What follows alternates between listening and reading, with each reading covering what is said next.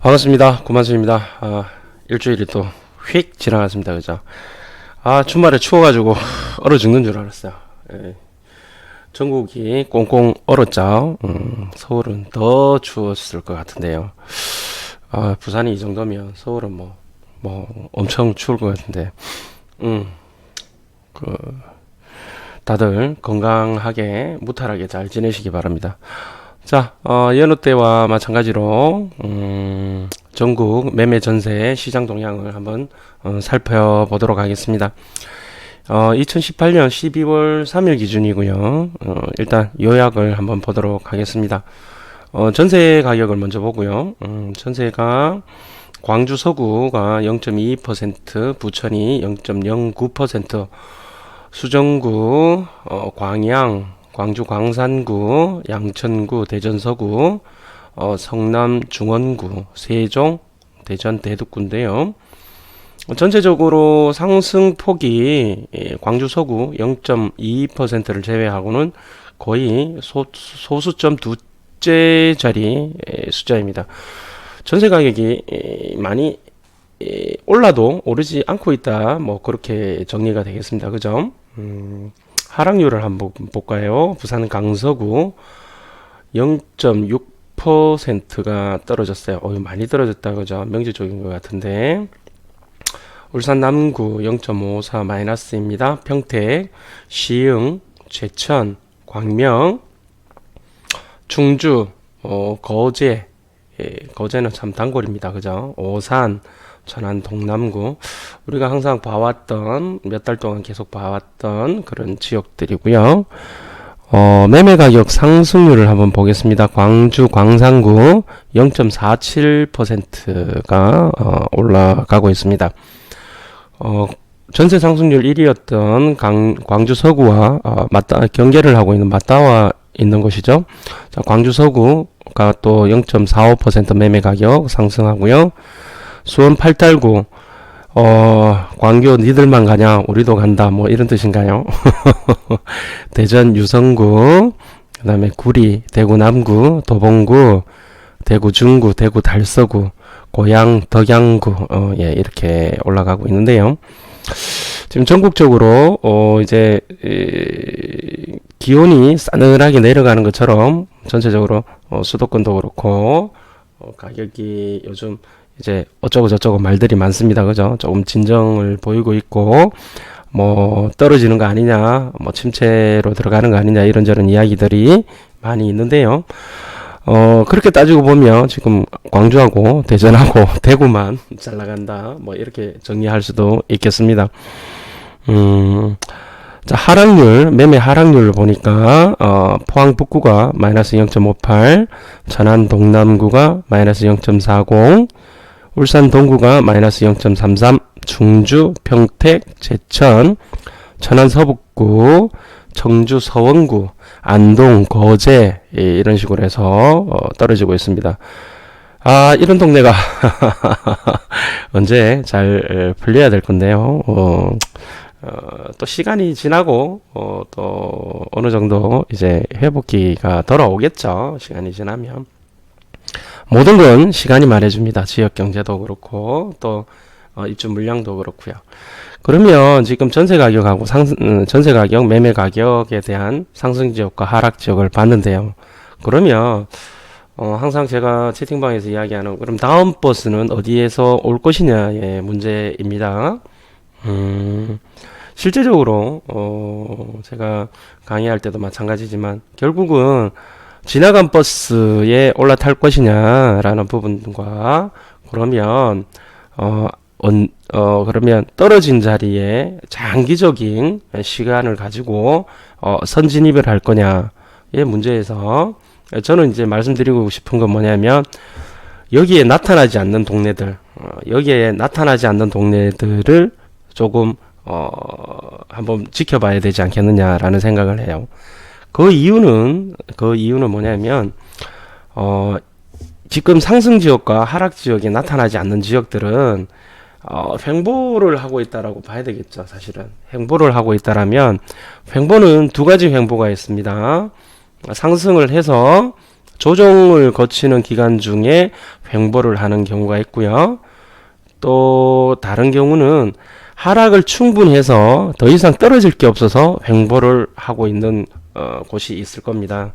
그렇다면 이제 공격적인 투자자분들은 상승을 이때까지 했으니까 다시 이제 펀더멘탈이 있으니까 상승을 할 것이다라고 생각을 하고 잠시 조정 기간이라 생각하고 나오지 않던 물건이 나오고 또 부동산 가도 여러 가지 물건을 볼 수 있고 또 대접받을 수 있고 이런 곳에 가서 조금 이제 진입을 할 것이냐. 왜? 상승했던 곳은 상승했던 이유가 있으니까 조금 조정받더라도 다시 날아갈 것이다 라고 생각할 수 있을 것이고요. 또 한 가지 방법은 제가 말씀드린 대로 충분히 하락을 한 지역이 더 이상 하락을 하지 않고 횡보를 한다. 횡보를 했을 경우에 그러면 더 떨어질 것이냐, 더 떨어질 것이냐라는 생각을 해볼 때 올라가는 건 모르겠는데 이제 더 이상 떨어지지는 않을 것이다. 뭐 더 이상 떨어지지는 않을 것이다라는 판단이 들린다면 얘는 이제 올라갈 것만 남았잖아요. 올라갈 것만. 그죠? 그렇다면 그런 측면에서 봤을 때는 여기에 지금 나타나지 않는 동네들이 있을 겁니다. 여기에 나타나지 않는 동네들 중에서 인구가 적어도 한 70만 정도 이상 되는 생활권역 이런 부분에서는 한 번쯤 관심을 기울여야 하지 않을까. 항상 이제 보면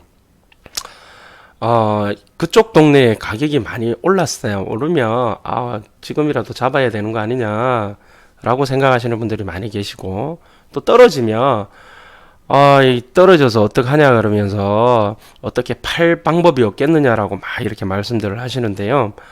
시장은 그렇게 허스룩하지가 않아요. 내가 팔고 싶을 때는 다른 사람도 팔고 싶을 것이고 내가 사고 싶을 때는 다른 사람도 사고 싶을 겁니다.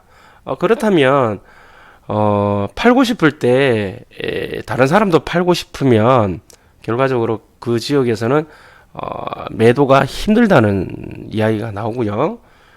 사고 싶을 때 살려고 하는데 물건은 매도자는 물건을 걷어들여 버리고 또 살려는 사람들만 있다 보니까 단기간에 금액이 확 폭등하는 그런 행태를 보이는데요. 그런 식으로 시중에서 사람들이 움직이는 대로 이렇게 따라서 이렇게 움직이면 결국은 그분은 시장에서 항상 뒤차 탄다 그러죠. 그리고 또 팔지 말아야 되는 걸 갖다가 판다던가 팔리지도 않는 걸 갖다가 억지로 팔려다가 보니까 가격이 형편없이 이제 낮은 가격에 팔아야 되는 그런 상황들이 벌어집니다. 그러면 반대로 생각해 보세요. 그것을 사려고 하는 사람은 과연 무슨 생각을 가지고 살까? 그 사람은 당연히 향후에 괜찮을 것이다, 올라갈 것이다 라고 생각을 하기 때문에 사겠죠. 그 사람의 판단이 맞다 틀리다를 떠나서 적어도 남들이 하지 않는 방향으로, 남들이 움직이지 않는 방향으로 조금 더 생각해보고 또 진입과 이런 또 엑시트를 한번 생각해보는. 그러니까 남들이 사려고 할 때 홀라당 팔고 나오고 남들이 팔려고 할 때 아주 낮은 가격에 사두고 이런 부분들이 좀 인사이트가 쌓여야 돼요. 그렇게 해야지 시장의 초과 수익을 누릴 수 있을 것이다 라는 생각을 말씀드립니다. 자, 전세 증감으로 한번 가볼게요. 제가 방금 말씀드렸지만 전세든 매매든 시장이라는 것은 이렇게 좋았다가 나빴다가 좋았다가 횡보를 했다가 또 좋았다가 이런 식으로 오르락 내리락 합니다. 전체적으로 많이 올랐다가 전세 가격이 올랐다가 지금은 전세 가격이 전체적으로 좀 소강 상태를 보이는 것을 알 수가 있습니다. 즉 무슨 얘기냐, 매매 가격은 상승을 하고 전세는 안정화가 되는 그러한 패턴을 보이고 있습니다. 그렇다면 이 전세 가격의 하락이 결국은 매매 가격의 하락까지 이어질 것이냐라는 문제는 다른 문제입니다. 왜 그러냐면 이게 시장이 전체적인 안정화가 되는 시장이 있고요. 지금처럼 대세 상승장이 와서 잠시 조정을 보이는 또 전세 수요가 매매 수요로 많이 돌아갔고 또 임대사업자 등록이 많이 되는 바람에 또 전세 물량이 어느 정도 나오고 또 입주 물량이 어느 정도 받쳐주고 하게 되면 결과적으로 전세 가격은 안정화될 수밖에 없는 상황이 됩니다. 자, 그렇다면 매매 가격으로 한번 가보겠습니다. 매매 가격 역시 우리 조금 줄여서요. 마찬가지로 보시면 알겠지만 전세 가격은 안정화가 많이 된 부분이었는데 매매 가격은 벌겋게 이렇게 올라간 곳들이 많이 있어요. 서울하고 그다음에 저기 대전, 그다음에 광주, 대구, 그리고 경기도 일부 지역, 그 외의 지역은 상당히 힘들죠. 보시면 전세 가격은 그렇게 많은 어떤 변화가 보이질 않음에 불구하고 매매 증감은 상당히 뭡니까? 액티비티하게 움직이는 것을 볼 수가 있습니다. 떨어지는 곳은 많이 떨어지고요. 오르는 곳은 또 많이 오르고 이렇게 상승률이 이제 극과 극을 달리는 것을 볼 수가 있습니다. 마찬가지로 지역별로 전혀 다르게 움직인다는 어떤 그런 부분들도 알 수가 있습니다. 그렇기 때문에 제가 항상 시장은 전체적인 한국 전체적인 시장을 보는 것도 중요하지만 대내외적인 경제 변수 이외에는 수요와 공급이 가장 매매 가격과 또는 전세 가격에 가장 영향을 준다. 자, 그렇다면 전세 가격이 떨어진다고 해서 매매 가격도 바로 떨어질 것이냐? 일부에서는 지금 그렇게 이야기를 하고 있고 또 갭 투자의 어떤 측면에서 보면 전세 가격이 상승하면 매매 가격이 밀어 올리고 전세 가격이 하락하면 매매 가격도 하락한다라는 것이 기본적인 어떤 툴입니다. 기본적인 방향인데 그 시장이 꼭 그렇게만 움직일 것이다라는 것은 아니라고 조금 전에도 말씀을 드렸습니다. 예를 들어 지금 서울 같은 경우 여기 서울입니다. 서울인데 보시면 알겠지만 전세 증감 같은 경우에는 서울에서도 이만큼 보면 그렇게 많이 오르지는 않고 이게 안정화가 되는 모습을 보여지고 있습니다. 이에 비해서 매매 가격은 엄청나게 변화가 크죠. 왜냐하면 잠시 소강 상태 보였다가 다시 확 오르고 또 소강 상태 보였다가 확 오르고 소강 상태 보였다가 확 오르고 이렇게 된다라는 거죠. 이것이 특히나 서울시장은 더더욱이 그런데요. 요즘 말들이 많은데 하락한다, 올라간다, 이런저런 이야기들이 많이 있습니다. 자, 그렇다면 각 규제 정책이 나왔을 때마다 무조건 규제가 나왔다라고 하면 이런 식으로 해서 아주 약하게 상승을 한다던가 아니면 횡보를 한다던가 이런 모습을 보여줘야 하는데요. 그렇지가 않았다라는 거죠. 보세요. 확 오르고 또 확 오르고 잠시 소강 상태에 있다가 확 오르고 그러면 이번에 이 조치들이 이번에 9.13 조치들이 그러면 이렇게 될 것이냐, 서울이 이렇게 될 것이냐의 문제를 한번 우리가 생각을 해봐야 된다는 거죠. 서울은 지난 이게 지금 2008년도부터 지금 나오는 건데요. 서울만 한번 보도록 하겠습니다. 다른 데는 일단 관심사가 아니고 2007, 8년도에 아시다시피 글로벌 경제 위기, 리만 브라더스 사태, 서브프라임 모기지 사태로 인한 이 하락의 압력을 대외적인 경제 변수로 인해서 하락을 맞이했습니다. 자, 그러다가 꾸준히 지금 상승 많은 폭의 상승은 아니지만 붉게 푸르게 이렇게 조정을 보이다가 이렇게 이 부분에서 상승을 하고요. 이때가 언제입니까? 2015년입니다. 그때부터 이제 상승을 하고 조정을 보이고 상승을 하고 조정을 보이고 상승을 하고 조정을 보이고 상승을 하고 조정을 보이고 상승을 하고 조정을 보입니다. 자, 그러면 여기서 다시 상승을 할 것이냐? 예, 지금 베팅 하시는 분도 있고 하락을 할 거냐에 대해 부팅을 하시는 분들이 있어요.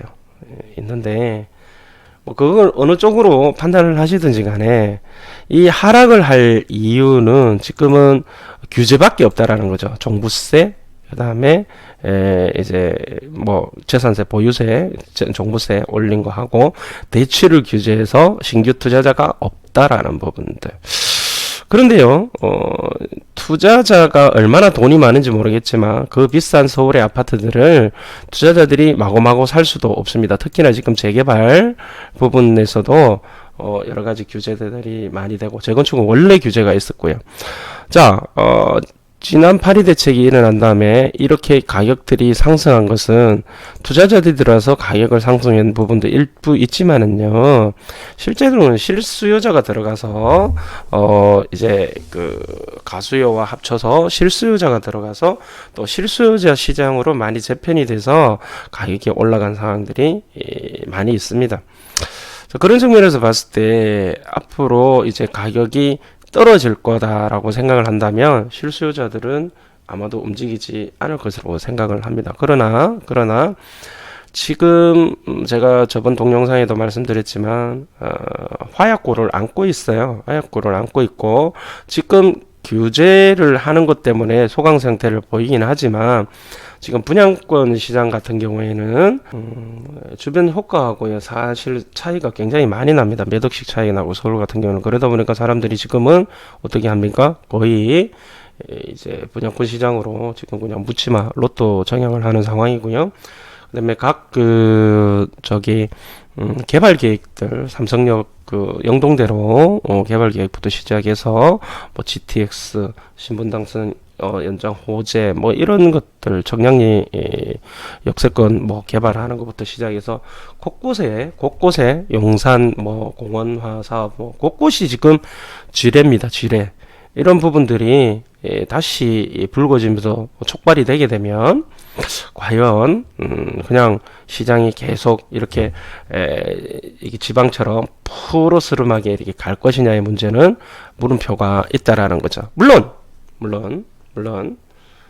대내외적인 경제 변수가 생겨서 뭐 예를 들어서 IMF라든지 서브프라임 모기지 사태 같은 아주 큰 사단이 사건이 벌어진다고 하면 물론 이제 하락하겠죠. 그거는 뭐 틀림없습니다. 근데 과연 그러면 그걸 바라면서 쳐다보고 있어야 되냐? 아니면 지금처럼 조금 침체가 되는 상황에 또 조정을 받을 때에 똘똘한 것을 매입하러 가야 되느냐? 이 문제는 it's up to you입니다. 각자 알아서 판단하십시오. 그거는 뭐 제가 무슨 투기 조장하는 사람도 아니고 현상을 그대로 말씀을 드리는 것이다. 제 생각을 말씀드리는 것이다. 자, 보시면 이제 이쪽 서울은 그렇고요. 부산은 여전히 지금 작년 파리 대책 후에 이렇게 힘들어지고 있는데요. 지금 이제 부산은 이제 하락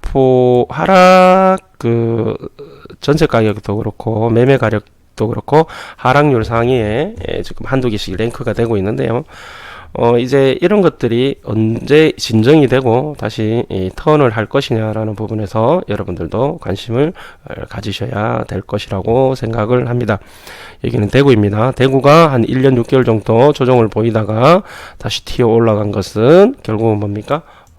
입주 물량이 없었기 때문에 그렇고요. 자, 대구가 이렇게 아주 여전히 아주 그냥 아주 상당히 날아가는 정도는 아니지만 그래도 괜찮은 포지션을 가지고 있고.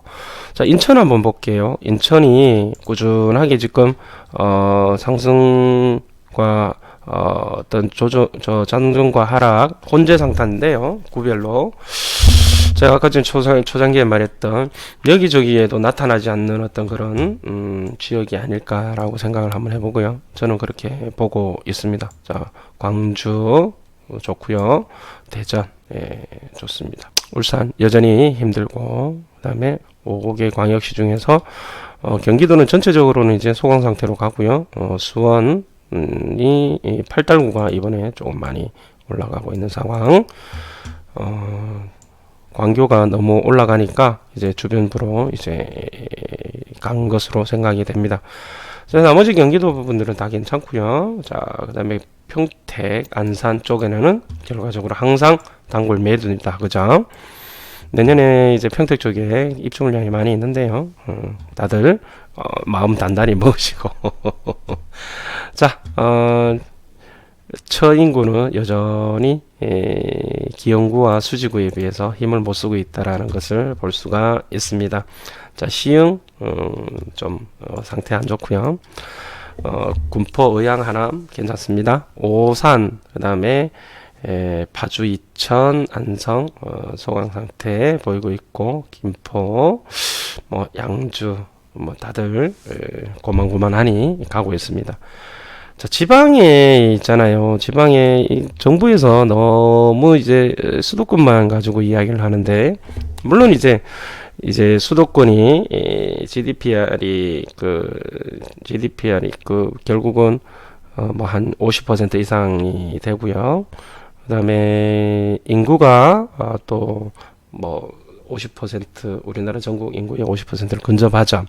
그러다 보니까 당연히 뭐 수도권을 신경을 쓰는 건 알겠는데, 아니 지방도 우리나라 다 국민이잖아요. 국민인데 왜 이렇게 이런 부분에 대해서는 정부에서 나몰라라 하고 있는 건지. 그러면 얼마 전에 이제 거제 그 관련해서 신문 기사가 났더라고요. 거제 완전 뭐 반토막이 났고 너무 이제 힘들다고 이렇게 이야기하니까 그 댓글이 진짜 재밌는 댓글이 하나 달렸어요. 우리 지금 뭐 집값이 너무 올라서 애도 못 낳는다고 막 그런 기사들이 엄청나게 방송에도 나오고 했잖아요.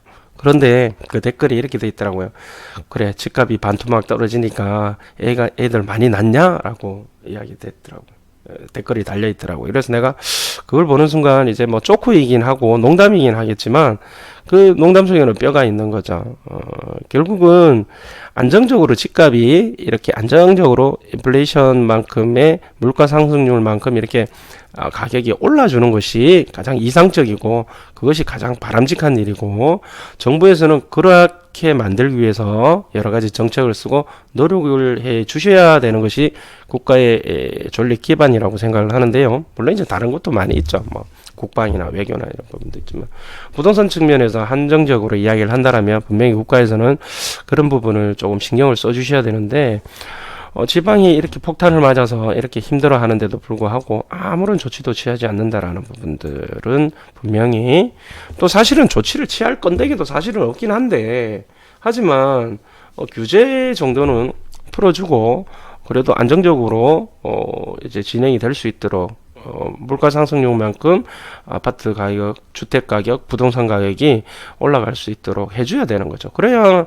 지방세인 취득세도 받아서 공무원 월급도 줄 것이고, 며칠 전에 부산에는 조정지역 해제해달라고 그렇게 뭐 난리를 치는데도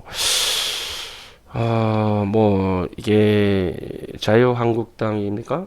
한국당 뭐 텃밭이라서 그런 건지 텃밭도 아니야. 지금 왜냐하면 부산 보면은 거의 민주당에서 다 싹쓸이했어요 이번에.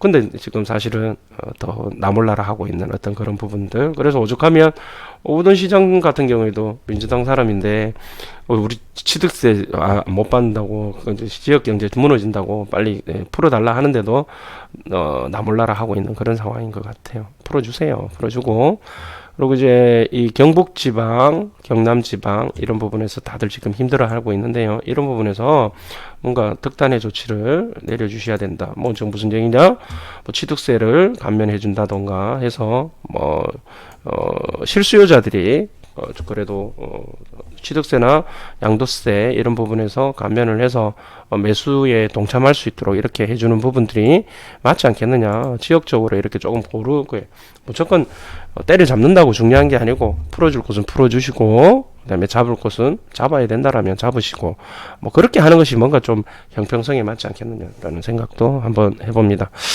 저 천안에 이제 동남구가 마이너스 0.4하고 그다음에 충주가 마이너스 0.30해서 이번 주에는 상당히 많은 하락폭을 보이고 있고요. 다만 조금 이제 포항은 계속 힘들어지네요. 포항 북구가 마이너스 0.58. 야, 포항 북구 장난 아니게 떨어집니다. 그런데 다행스러운 것은 그나마 경남 쪽에 창원 쪽에는 조금 이렇게 하락폭이 둔화되고 있던, 이 눈에 보이시죠? 어마무시하게 떨어지다가 지금 하락폭을 좀 줄이고 있다라는 부분, 사람들의 관심에 회자가 되고 있는가, 그런 생각을 한번 해봅니다. 자, 거제, 그 다음에 진주, 김해 모두들 힘들어하고요. 그 다음에 제주도도 마이너스 0.03%로 매매 가격이 떨어졌습니다. 자, 가장 관심사는 서울인데요. 저는 사실은, 저번 동영상에서도 말씀드렸다시피, 이렇게 마이너스로 하라고 하면서, 시퍼렇게, 이렇게 되리라고는, 보지 않습니다. 물론, 상승폭이 이렇게 벌겋게 될 가능성은 사실은 조금, 많이 떨어지긴 했지만은요. 그렇다고 해서, 이렇게 될 가능성은 없다. 그렇다고 본다면 이 지금의 하나의 변곡점이라고 보기에는 힘들고요. 단기적인 조정이라고 봐야 될 것이지 하락장으로 들어간다라고 많이들 지금 말씀하시는데요. 글쎄요. 저는 아니라고 봅니다. 자, 오늘도 즐거운 하루 되시고 한 주 되시기 바랍니다. 여기까지 하겠습니다. 감사합니다.